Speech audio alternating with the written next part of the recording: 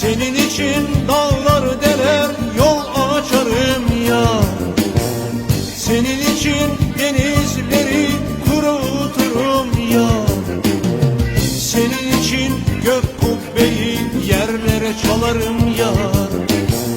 Canım iste canım bile sana kurban yar. Dağlar taşlar uçan kuşlar senin olsun yar.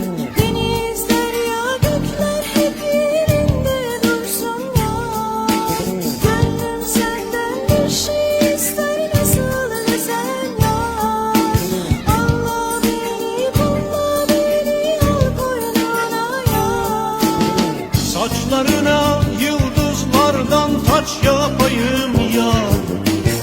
Bir nefeste güneşleri söndüreyim yar. Çıra gibi uğrunda ben yanayım yar. Canım iste canım bile sana